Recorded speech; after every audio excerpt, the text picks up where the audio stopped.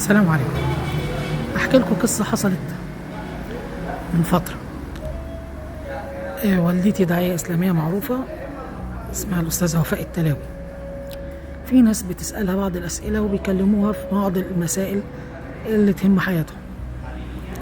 واحد اتصل بيها وقال لها انا بشرب كل حاجه، مخدرات وخمره وكل حاجه، حياتي بايظه. قلت اروح اصلي. جيت ادخل المسجد، امام المسجد طردني وانا زعلان قوي ومش عارف اعمل ايه. الحقيقه والدتي قالت له امام المسجد غلطان، المفروض ما يطردكش، المفروض ياخدك يوضيك يخليك تصلي كده. قالت له بص، ان شاء الله ان شاء الله هتصلي في حته احسن من المسجد ده 100 مره، وان شاء الله تصلي عند الحرم. مفيش سنه اتنين اتصل بيها قال لها انا كذا كذا اللي كنت كلمتك، انا ده وانت دعيتي لي اصلي عند الحرم، انا جات لي عمره هديه وانا دلوقتي بكلمك وانا عند الكعبه وبدعي لك وربنا يخليكي وي. الحقيقه يا جماعه، لما واحد يكون رايح بيت ربنا انت ملكش سلطان عليه، ده رايح للي خلقه، هو يتقبل منه او يهديه او لا، دي حاجه راجعه ربنا سبحانه وتعالى.